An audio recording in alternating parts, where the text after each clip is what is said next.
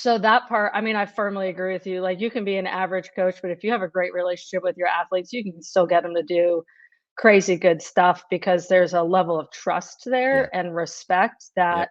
that they feel safe and they feel comfortable. And so even when they mess up, like there's space for that too. And I think that's really important to be like, I didn't, uh, you didn't get it right, but like, that's okay. Like, we'll learn together on this. Well, where we aim to highlight inspiring people doing amazing things in the SwimStrong family and in the greater swim community. I'm here with Coach Shaynah from the Aquatic Team of Mecklenburg. Really excited for you guys to hear her story, and we're going to dive into some pretty exciting topics. But first, Shaynah, we have to do our rapid fire questions. Are you ready? I'm ready as I'm gonna be. All right. First one, what would be your walkout song? TNT by AC/DC. It's a good one. Yeah. What is a superpower you would choose to have? You could choose any. To read people's minds. If I feel like you, that would be beneficial as a coach, like, it would be really beneficial for a yeah. lot of. If you were not a coach, what career path would you be doing right now? Well, I used to be a teacher, so probably would still be in education. Makes sense. If you were stuck on a deserted island and you could only pick two coaches from Adam to survive with, who gives you the best chance of survival? Oh, okay. I would pick Stephanie. She's a real critical thinker. And I'd pick Erica because she works in the airline industry and maybe she can find us a flight off of the deserted island. That's awesome. How about your favorite hospitality room you've ever been to? Oh, that's easy. Summer Juniors out in Irvine. I mean, they made us like custom omelets for breakfast. I've never seen anything like it. Kudos to Yeah. Irvine Summer Juniors. That was really quick. Yeah, that All right. there's no competition. How about your favorite cartoon character? Oh, I'm not a huge cartoon watcher, but I used to watch Looney Tunes with my brother all the time when we were younger. So probably Bugs Bunny, just because he's a menace. Let's get Yeah. And last but not least, what is your favorite thing about SwimStrong Dryland? Oh, I mean, I love that y'all do more than just dryland. That's why we picked y'all from the beginning, was because there was so much more that came with the product and all the stuff that I believe in strongly. So Appreciate it. That's awesome. yeah, yeah. Well, you did a great job with the rapid fire Thanks. questions. Quick thinking.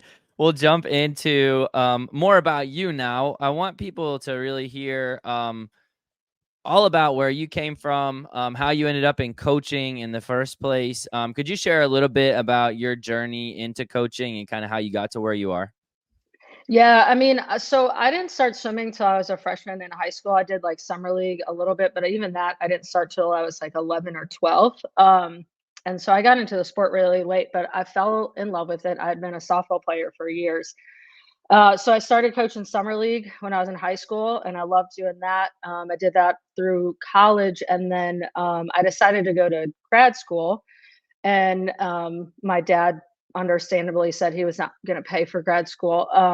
So I had to start working my senior year, and I was like, well, if I have to work, I'd like to do a job that I actually enjoy. So Mhm. I started coaching at Chapel Hill Y.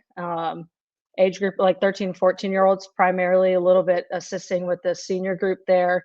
That team doesn't even exist anymore, but the head coach at the time, John King, like just kind of took a chance on a college kid who really enjoyed being involved in the sport. And so that's how I got started. I coached at the Y for 2 years. And then I got my master's in teaching. And so when I knew I was going to come back to Charlotte and start teaching, I was like, I want to keep coaching too. Mhm. And most people told me that was a bad idea. Uh, as a first year teacher, they were like, you can't do all of that. And generally, I take it personally when people tell me I can't do things. So, but I mean, to be perfectly honest, like I knew it was something that I really wanted to keep doing, and I would figure out how to do both. It was Mhm. not easy. It was pretty challenging, to be honest. But when I knew I was moving back to Charlotte, I sent my resume to just every team in the area, just looking for anybody who needed a job. And I am a firm believer that, everything happens for a reason. And so I wound up landing a job at Adam. I mean, they were looking for an age group coach. And the previous owner of the team never owned a computer. So I sent an email to like an email address that went somewhere into the abyss. But she was having lunch with a colleague and she was telling this other coach, like, hey, I'm looking for a coach. And he's like, oh, well, this resume just came across my desk. You should give this girl a call. And so that's how I wound up at Adam in 2005. And I've been here ever since. The previous owner was in her 70s when I started working with her. I mean, she's kind of legendary. She's in the Swimming Hall of Fame. North Carolina Coach of the Year award is named after her. And so she mentored me for about 6 years. And then when she was ready to retire, I bought the team from her. And it's very unconventional. I don't really even know how you buy a swim team other than we transfer the name on the bank account and I started an LLC, but that's how we did it. And I'm grateful to carry on her legacy because she was really a pioneer in the sport as a female coach. So yeah. Can you talk a little bit about who that is and the impact that she had on you? Obviously significant. Yeah. Frankie Bell. So she coached in Charlotte for her entire career at a few different locations, briefly in like Goldsboro, which is kind of out in the eastern part of the state. But I mean, she coached Mel Stewart as an age grouper when he set all North Carolina state records. She coached Doug Van Wee, who is a 4-time national champion at Auburn. So her coaching resume is pretty extensive. Those are just two like names that people might be more familiar with. Sure. But yeah, I mean, she really taught me a lot, obviously on the swimming side of things, but just also how to handle myself on the pool deck and how to navigate like just the politics of swimming. There are like two kind of really distinct stories that I think about when I think of her. When I was maybe in my second or third season with the team, I can't remember exactly when it was. She fell and she broke her hip. And so it was in early June, maybe late June. And we had the rest of long course season to finish out. And we only had 3 coaches on our staff. So I took over her senior group. I had been coaching 11-12s. And I was like, Frankie, I don't really know what I'm doing. Like, I had kids we had kids I didn't have. They were her kids that were trying to qualify for juniors and all this kind of stuff. And I was like, you're going to have to help me out. And so I literally would call her every day and I would break down the practice with her. And then we talk about what to do the next day. And we had a kid that like won states in the 100 breast, missed summer juniors by like 2/10. We had one more meet to try to qualify for it. And I called her again and I was like, I don't know how to re-rest a kid. Like, what am I supposed to do? She was like, well, good thing I know how to re-rest a kid. And I was like, great. She walked me through essentially that whole last chunk of the season. And so I really learned a lot from her that way and was grateful, that she'd always invested in me, but she took the time for that. The other thing is a story that she always tells. She had a kid when, I can't remember, I think it was senior nationals, win an event, maybe 2 back. And her name's Frankie, right? And so people assumed she was a man. And, at those national level meets, when your athlete wins the event, you get to put the medals on the kids that are on the podium. And so she, walked down past all these coaches to put medals on these kids, and she could hear everybody as she was walking by saying, Frankie's a lady, Frankie's a lady, Frankie's a lady. And to me, that was just kind of like a perfect like microcosm of her whole coaching career, where she was just kind of constantly proving to people that she was capable of doing things when people said she couldn't. I mean, she coached at a YMCA in Charlotte that was like on the wrong side of the tracks, and they'd show up at these meets and kick everybody's butt, and then people would be like, those kids know how to swim, so that may be where I tend to take things personally as well and say, like, you can't tell me I can't do something. I may have learned some of that from her, but yeah, I mean, I got pulled over by a police officer once that she taught how to swim. Like, That's her so wild. influence in North Carolina and in the city is pretty far-reaching and That's incredible. amazing. That's Yeah. amazing. An Yeah. incredible legacy too, and you're doing a fantastic job of carrying it on. It's a blessing to get to work with you and to see the things that you're doing, the impact you're making on all the athletes and the families at Adam now has been just really special to witness, and just getting to spend more and more time with you, both on the pool deck, off the pool deck, on Zoom calls, in person, all those different things have been really a privilege for me and for our staff to get to witness. Would you say, like, the way that she mentored you, is that something that you feel like is something that you're wanting to give back in the same way? Like, in what way has her coaching now, and does it continue to impact the way that you coach or work with your staff, work with the kids? Just wondering if that carries over.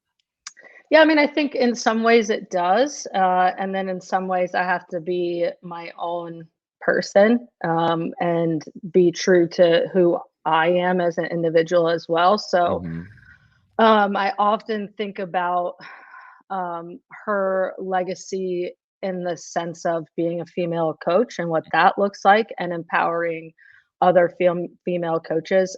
It's very unintentional, but we have a very female dominated coaching staff. um, I did not do it on purpose. It's just kind of the way it's worked out. Awesome. But I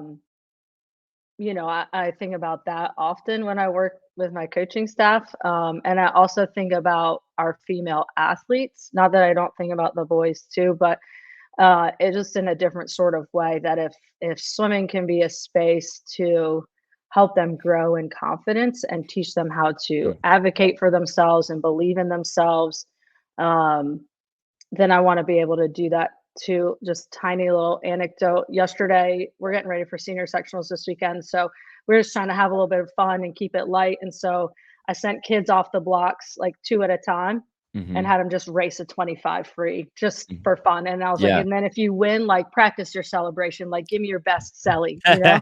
And I love it. and true to form, the boys were, blowing water in the air and smacking and hanging on the lane lines, and none of the girls would celebrate, not a one of them. Really?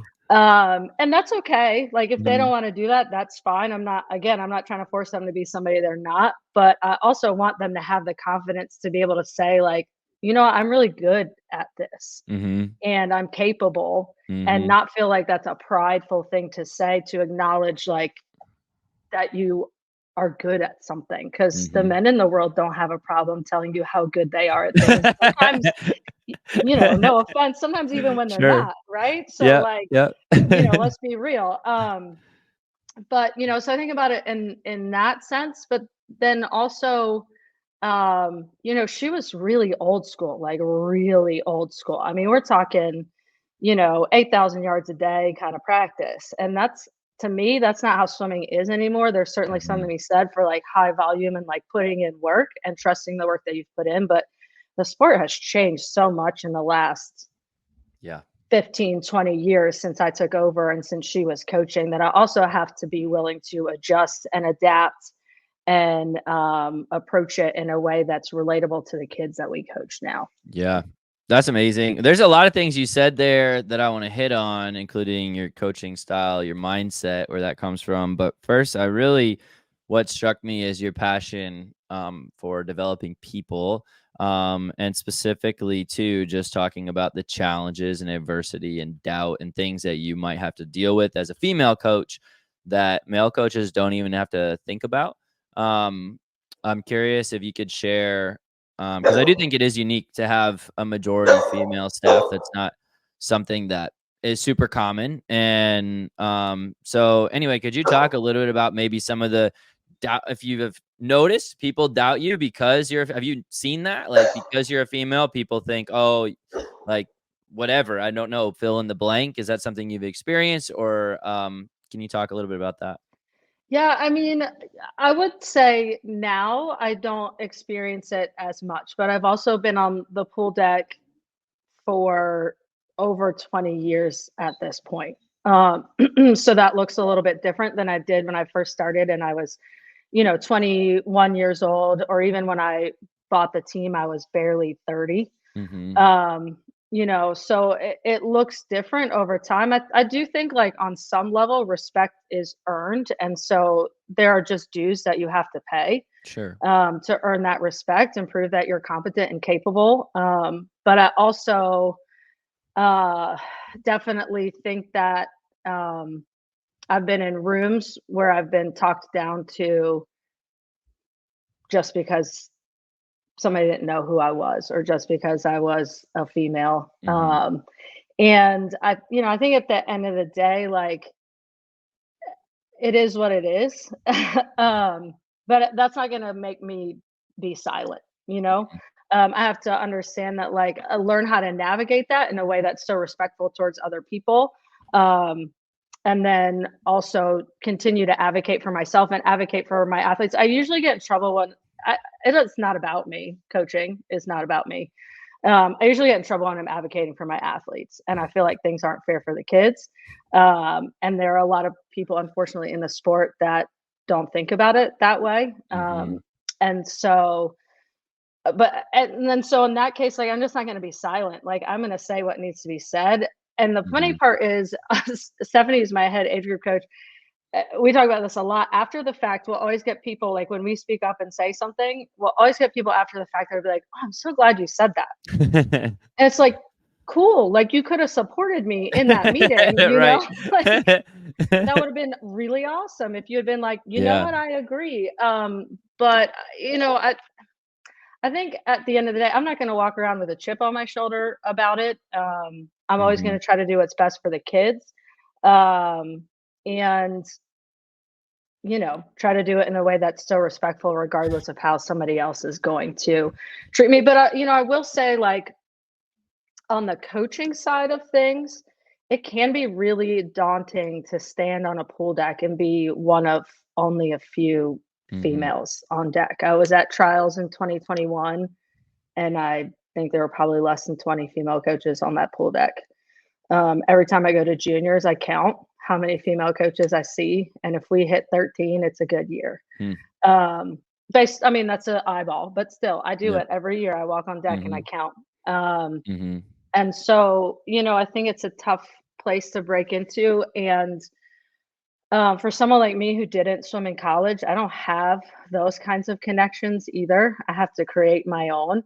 I Mm-hmm. think there are some female coaches out there that get the opportunity, and I don't blame them one bit. If I knew Greg Troy, I would play that card every day of the week. You know what I mean? Like I don't blame anybody for that, but I do think that I would encourage any female coach who's getting involved to look for ways to get involved so that you can find your footing and understand how things work, Mm-hmm. so that you can create a space for yourself, because sometimes it has to be really, really purposeful.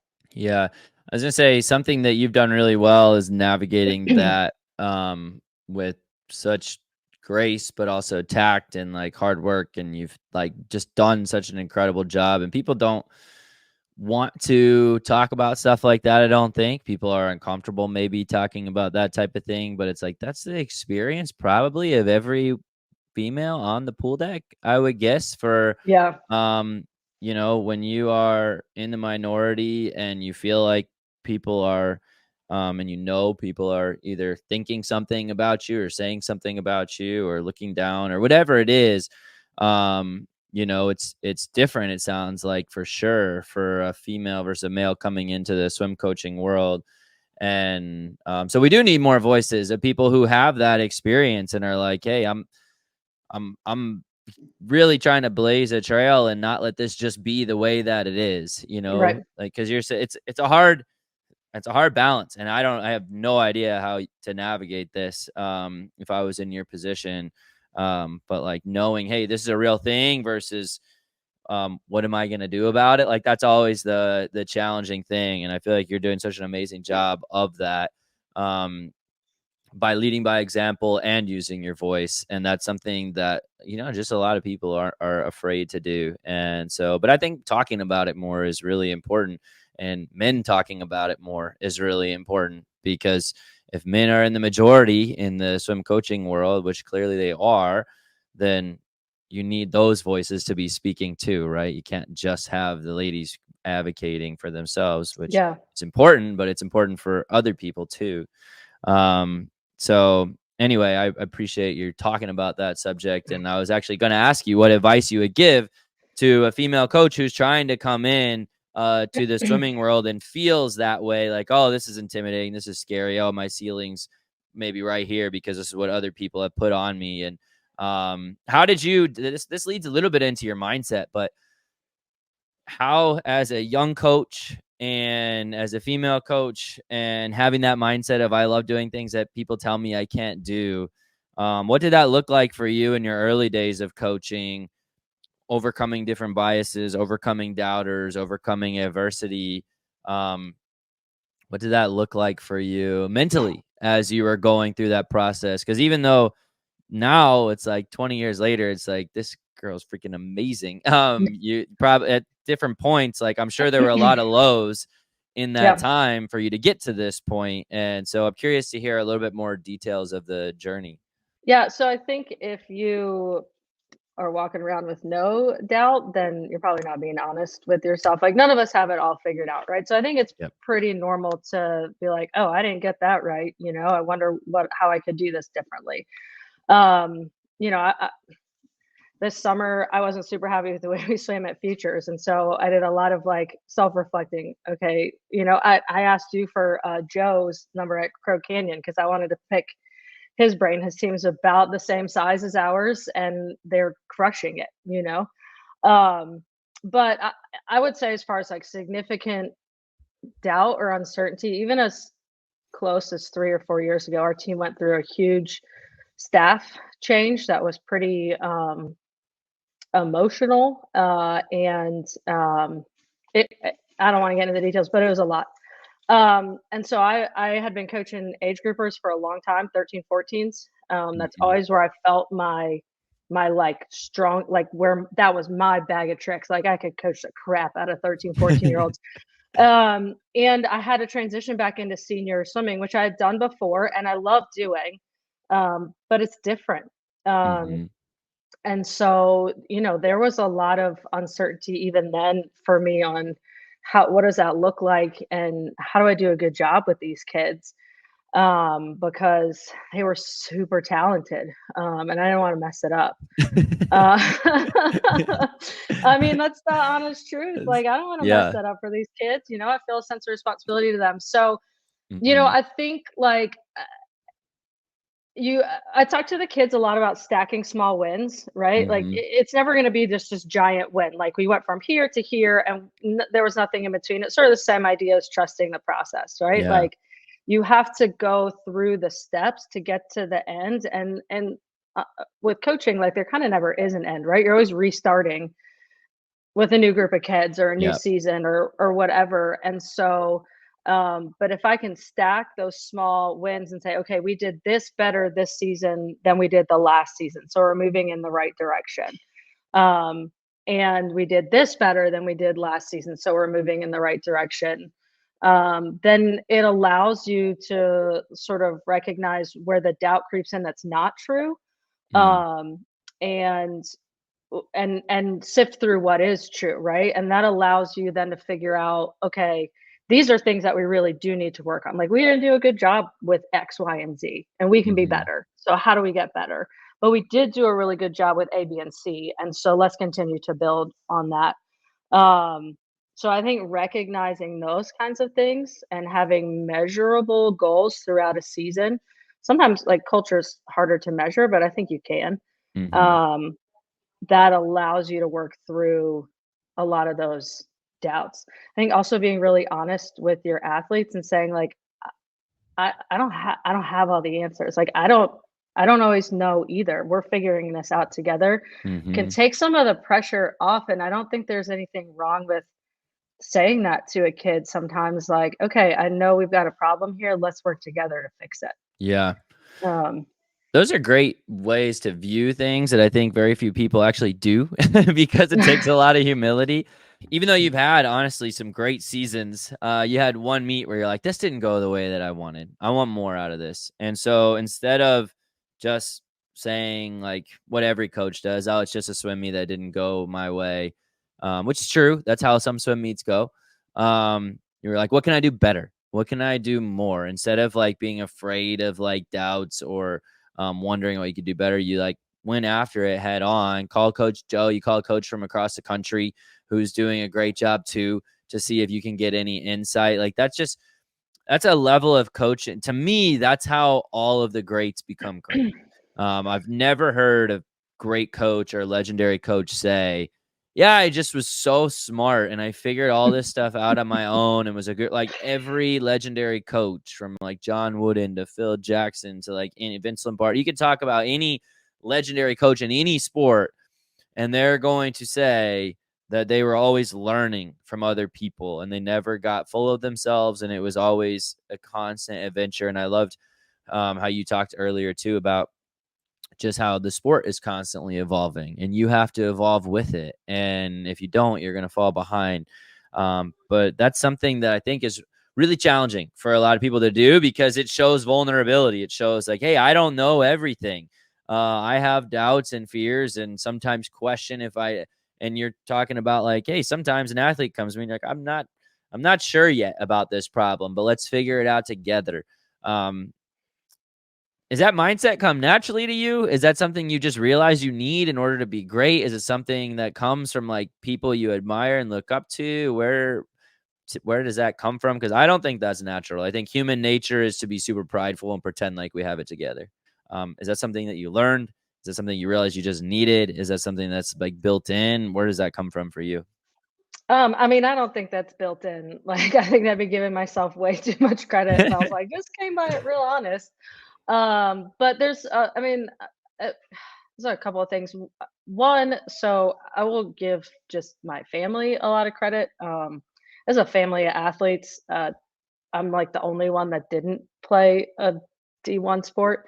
Um, and so my uncle owns a gym and he works with a bunch of athletes at the University of Illinois. And one of the things that he always says is humble and hungry, right? Like that's his thing. And he's Love not the that. first one to say that, but Mm-hmm. um, he would sometimes train me and my brother, my cousins, and that kind of stuff too, or just talk to us about where we were with our athletic career.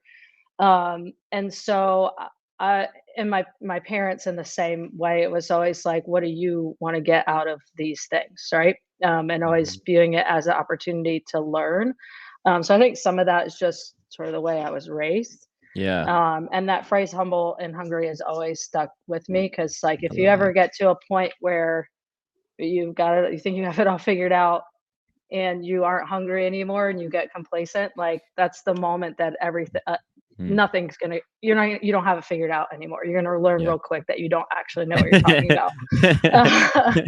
I think the Yeah. other part of it for me too is because my coaching career was pretty uh, just unconventional. I mean, I've worked with essentially two head coaches and then was a head coach myself. I was always Mhm. kind of looking for mentors because I just didn't have a lot, right? Like I didn't move from club to club. A lot of coaches have been at multiple clubs before they settle somewhere. And so there's a lot of networking that happens when you do that. And I've been at two clubs my entire coaching career. Hmm. One of them is Adam, and that's Yeah. 98% of my coaching career. So, um, I got to a point where I was like, hey, I don't know what the next step is sometimes, or how do I get kids to the next level? And so I was kind of forced to humble myself and just start talking to coaches and Mm. asking questions. I remember in 2016, I had a boy, he was like 15 or 16 years old, that was pretty close to trials in the 100 breast. And we did not get it. And that's okay. He wound up getting it later on, going into 2021 trials when he was in college. But I sat there and watched all these other kids do it. And I was like, I think I need some help. Like we got close, but not all the way there. Talked to Beth Winkowski, who's now with USA Swimming, but she was at Dynamo at the time, and I knew her a little bit. And so I was like, let me just pick Beth's brain. Like that's a safe place to start. Mhm. And so ever since I think that was probably the first time that I was like, I need some help. Hmm. Um, and so ever since then, I just kind of always watch on the pool deck like coaches that I feel like are doing a really good job. Yeah. And consistently are doing a really good job. I think we can all have flash in the pan moments Yeah. where things just come together really nicely. But it takes a lot of work to consistently produce Yeah. really good athletes. Mhm. And so just kind of Yeah. always asking people questions. What did you do? How did you train them? Yeah. What does your culture look like? What do you emphasize? All that kind of stuff. So Yeah, that's a great point. Sustained excellence is way more difficult than having like a it good is year or two. hard. I mean, that's It is so hard. you get different talent pools every year. You get different culture because different people graduate in, new people come in, move ups, different things. It's always unique. But when you see sustained excellence, that's something that is definitely super challenging. And so I think asking questions and then being open to talking to other coaches is amazing. And also speaks to just your passion and your confidence to want to be great and to confidence and like, I know who I am. I'm trying to be the best coach I can be. Like, I'm here for the kids. You said this earlier. It's not about me. It's about the kids. And so Yep. like, that's exactly what a coach does, who doesn't care about their own pride. They care about how they can do the best they possibly can for the kids. So there's definitely a level of confidence in there. And I think that's something that kids pick up on too. And honestly, a huge and I've seen you do this on deck, been able to witness this to a small degree. But I'm sure it's massive when you're with a kid day to day. But being able to instill confidence in an athlete, being able to coach confidence, coach more than just swimming and care about them on a deeper level than just swimming. That's something that you do phenomenally that I think is so underestimated. In I mean, if you can connect with athletes and you're a bad coach, you're probably going to still end up with pretty good results because Yes. Yeah. there's buy-in, right? But then if you can connect with them and you're doing the things that you're doing, trying to be the best coach you can be, that's a deadly combination. But can you talk a little about the confidence side, instilling confidence in the athletes, or even focusing on their mental health or whatever it is that you do so well to care for your kids more than just in the pool? Yeah. I mean, this is an ongoing process for me.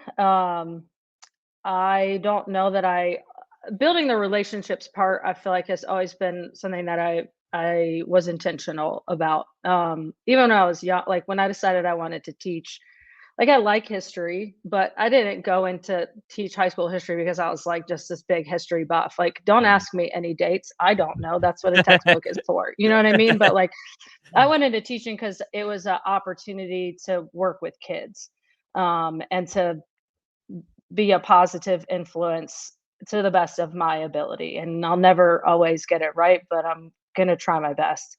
And the same with coaching.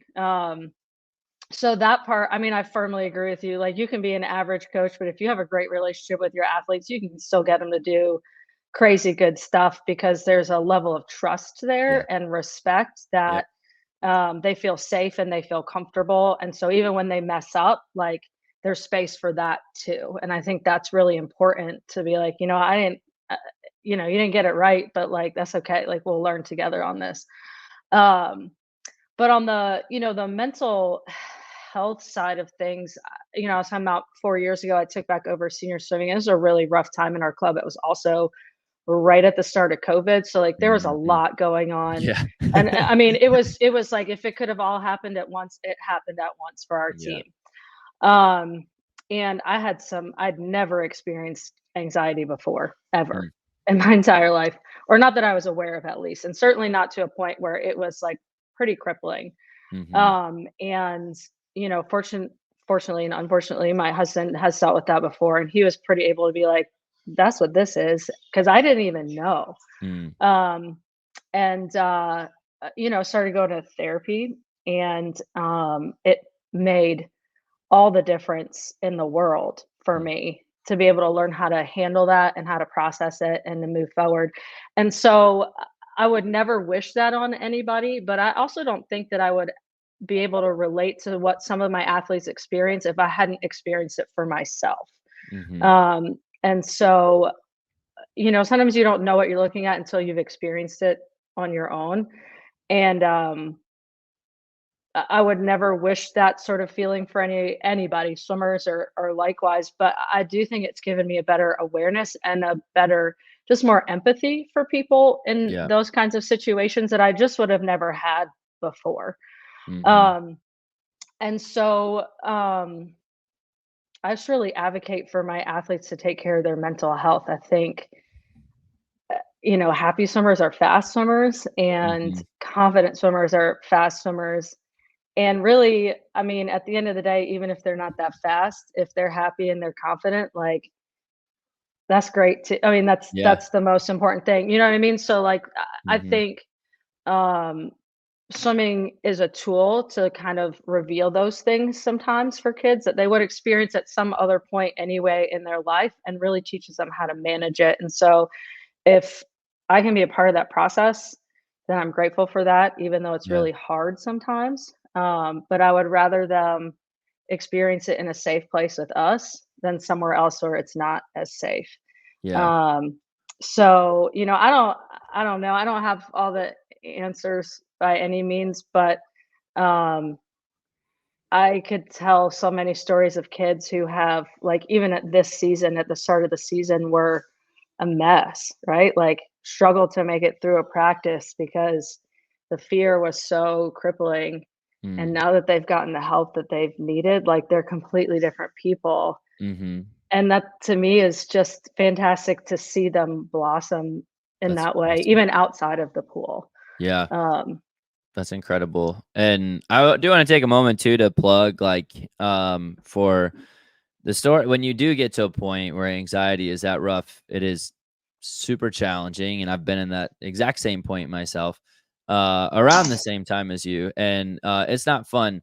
But regardless of whether you get to that point or never get to that point, I just want to plug for how awesome, like, being able to talk to someone is. Having therapy is like the exact opposite of weak, in my opinion. The people who yeah. are willing to go get help and be able to, and getting help isn't because there's something like, oh, there's something wrong with you. It's like, no, no, no. Like, I'm a human, and like, we all need help. Whether you realize you need help or not is on you. But we all need help being the best versions of ourselves that we can be, going through different life stages and life situations. And I just hope that anybody listening realizes that, like, going and talking to someone is so beneficial, at any stage in your life, and know that you're never alone. I think those are just really important things. Just from hearing you and from thinking back on my own personal life experiences, I think there's a stigma that's just the exact so wrong about, like, oh, it's weak to talk to somebody. I'm like, it's actually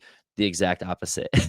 Yeah. It's actually the exact opposite. If I could say that, and I believe that strongly. So, but anyway, you being able to connect with your kids in that way is huge, and genuinely care about them, and being able to empathize to having, like, gone through different life experiences as well always helps. But just the fact that you're thinking for them in a much bigger way of, I love how you said, like, confident and happy. If I can have a confident and happy swimmer, they're more likely to swim fast, and they'll probably be a lot closer to the best version of themselves in the pool that they could be. But they're also going to be set up really well for life, because even if they're not that talented in the water, they'll still see some success for sure. But then when they're confident and happy here, and then they move on to the next life stage, and then they find something they are super talented in, that's they're going to be changing the world in whatever it is that they're doing. And so I think that's huge. Um, and just a lot of people don't take the time to have those conversations with their athletes. And we love talking about team culture. I've noticed this with every team or coach that I've ever spoken with. Like, but team culture, our team culture is strong. We always talk about team culture. It's a mission statement on our website. This is what we stand for. This is what we believe in.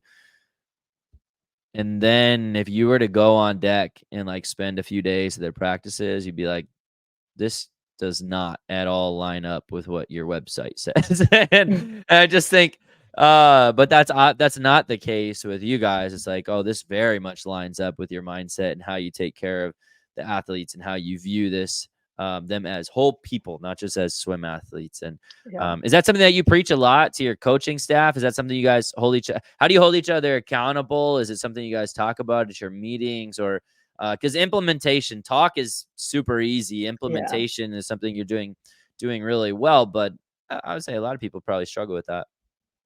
Yeah, I mean, I will say it's a challenge for us in the sense that we swim out of 3 different pools, and so we don't always overlap a ton, and we don't have an office.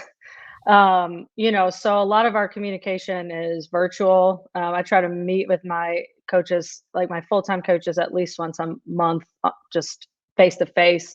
So we get some of that FaceTime. And then I try to roll around through practices when I can, to visit and that kind of stuff too. And then, also just pop in at meets that I may not have athletes swimming at, so I can get a feel for what's going on. We have obviously a mission statement, and then we have 4 core values, that we really try to emphasize and teach to our athletes. And I think if we're doing that as a coaching staff, then it's a really good reminder for us that we better practice, what we preach. And so, and I talk to our coaches a lot about what you said, like recognizing the whole person and not just the swimmer. Because if anybody were to just look at me as only a swim coach, right, or you as like just a dryland coach, like they don't know who you really are and what really excites you. Like that's only one part of me. Yep. So I think that's really important, and understanding like all the things that kids love, and they're not just swimmers. But yeah, I think we can always do better. I always feel like we never do a good enough job when it comes to teaching our core values. I'm always like, what's a better way to do this next time? I've already started to think about some stuff for the fall that I want to implement, and I got an idea from another coach down in South Carolina, making like houses, like Harry Potter style houses for our core values, and splitting kids up into teams, and That's awesome. doing some inter squad meets with that. And I don't know. That's So cool. we're always trying to and again, I can't take credit for that. I'm just gonna steal it from somebody else. But we're always looking for ways to do a better job with that. Because I cool. think too, if you put that stuff out there and then you don't follow through on it, like people don't trust you, And so Yep. if I'm gonna put that out there, I better follow through on it, or somebody's gonna throw it back in my face and be like, you Yeah. said, whatever. And it's like, you're right, I did, and Yeah. I didn't do it, So yeah, so like if you're gonna put that out there as a team, you better be willing to really follow through on it. Otherwise, talk is cheap, Yeah, So, no, that's great. I love it. And I like the idea that you just said too. I hope some other coaches steal that idea as well and try to implement something to really emphasize core values in a fun way, because that's super unique. Well, this has been amazing and super insightful. I have one final question for you, and it's centered around just coaching Adam. Like for you, what is, and maybe this is not an easy answer, so you can say whatever comes to mind, but why do you love coaching specifically at Adam? And I know you've been there for coming up on almost 20 years now. Why do you love coaching there?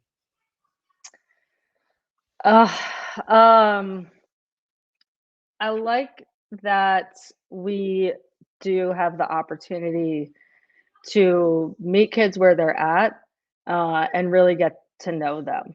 We're in a town with like 2 of the biggest teams in the country, and that's not a knock on them. I have plenty of respect for what they're doing, but we're not.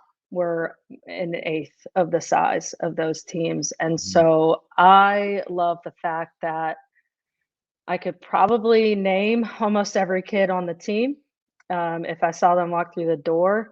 And if I couldn't, I still know their name, and I just haven't quite put it to a face yet. And I don't ever want to get away from that, that feeling of family. And I think that's unique to us because of our size. I mean, we're 170 kids on a good day.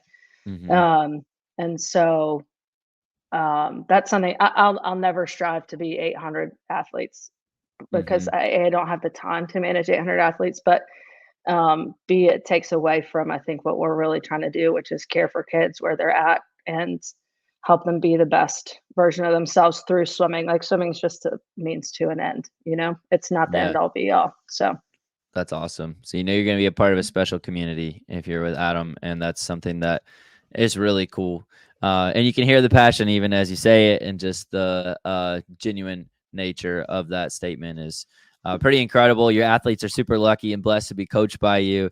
The staff is blessed by you as well, and I know you're blessed by all of them just the same way. I know you would say the same thing, but we appreciate you a ton. We're thankful to have you a part of the SwimStrong family. I'm thankful for your time on here, the podcast, which I'm sure no doubt will inspire many people around the country.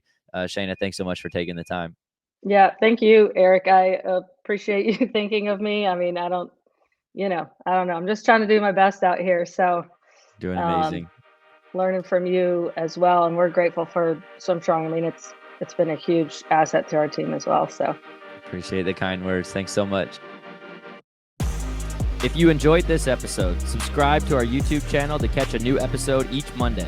You can also check us out on social media at SwimStrong Dryland. If you would like to join the SwimStrong family, visit our website at SwimStrongDryland.com.